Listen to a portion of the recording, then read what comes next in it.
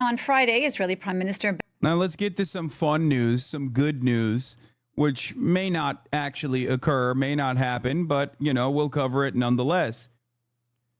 The ICC might be possibly, potentially, issuing some arrest warrants.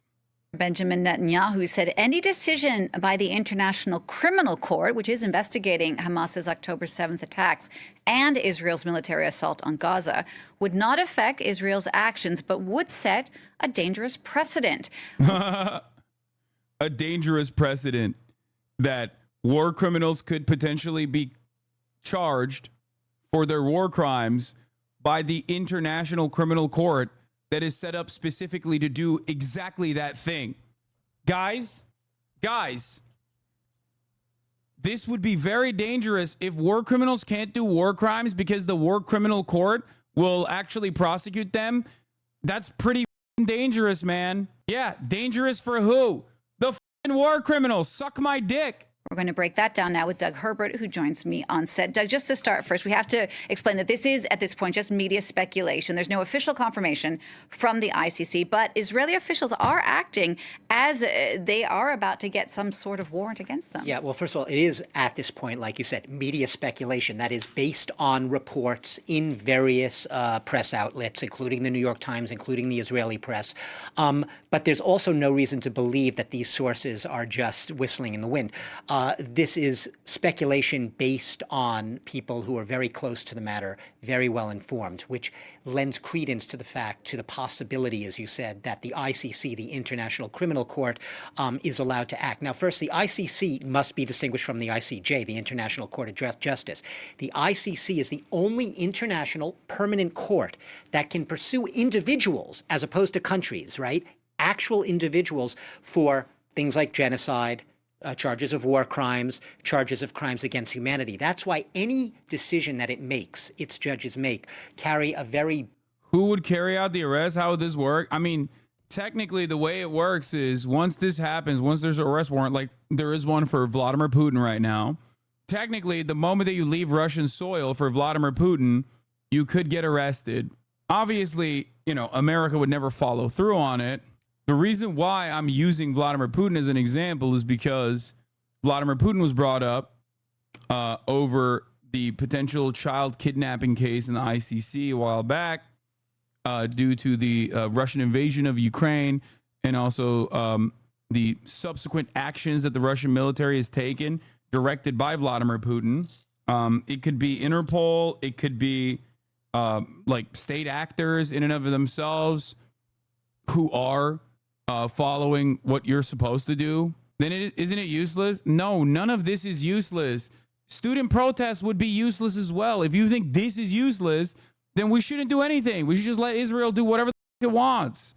No, of course this is useful. If it's real, which I don't think it is, but if this is real, of course this is a major move. Are you kidding me?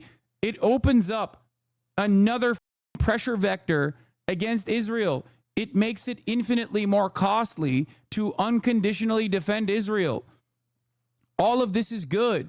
Anything that creates more pressure for Israel's unconscionable actions is a good thing, because then protests happen, because demands are made by the public. If all of these things were completely and utterly useless, then the American government wouldn't be sending rabid dogs of the state to crack the skulls of student protesters.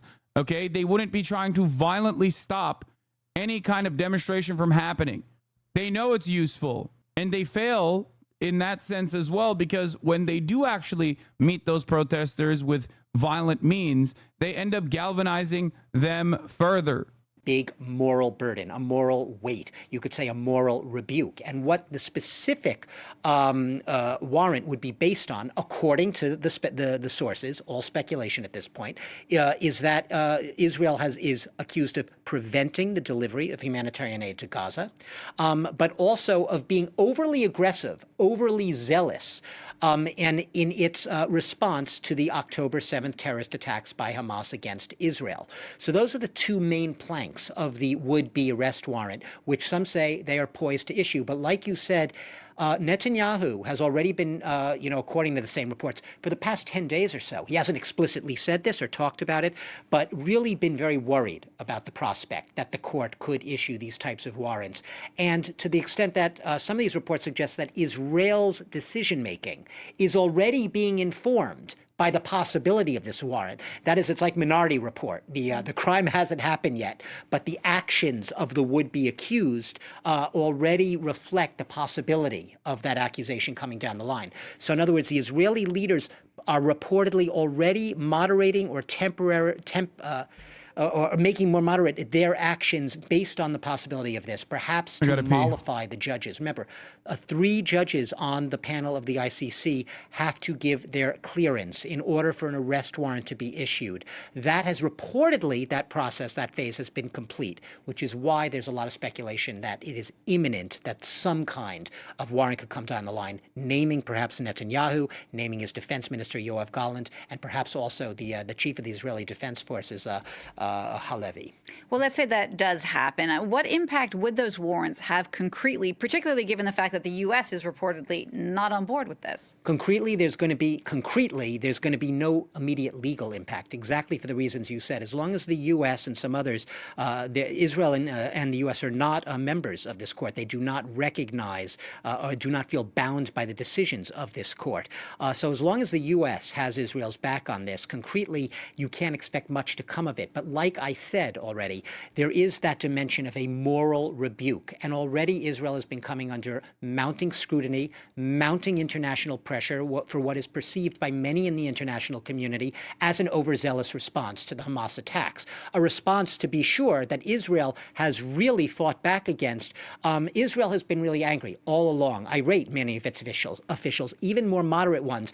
They feel like every 5 minutes they have to re-explain to the international community that Israel are the victims. They are not the aggressors here. They're the victims. They feel like they are being unfairly blamed for a response to a horrible terrorist attack that if any other country took the same actions, they would not come under the same scrutiny. But that said, they have been coming under that scrutiny. It's been mounting. And now you have the... Bro,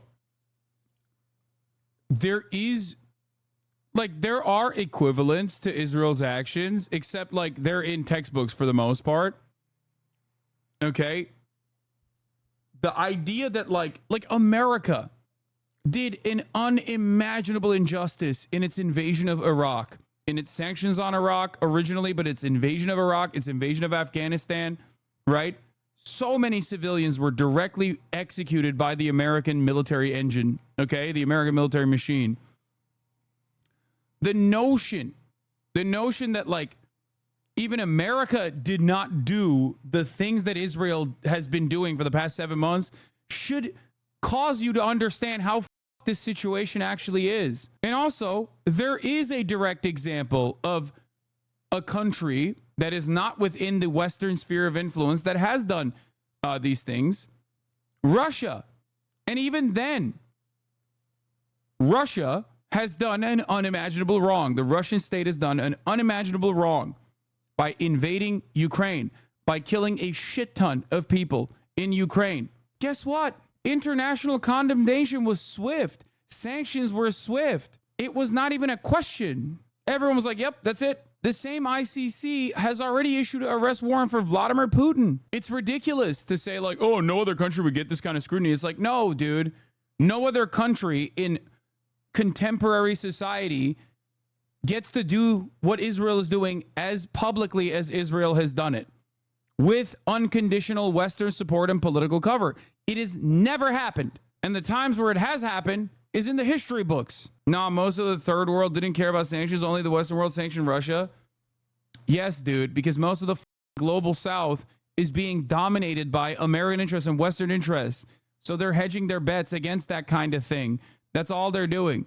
And who's there as a counterweight to that? Russia and China. That's it. The global South not participating in the same level of sanctions regime against the Russian government does not change the reality, does not change the moral calculation of Russia's actions. I'm looking at this objectively.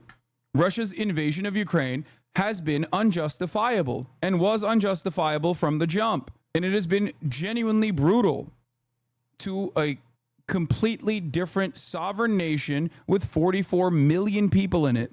Talk of a Rafah ground invasion, whether or not this is informing Israel's potential response on the timing or even if to invade and when to invade, that remains to be seen. Fox News Alert.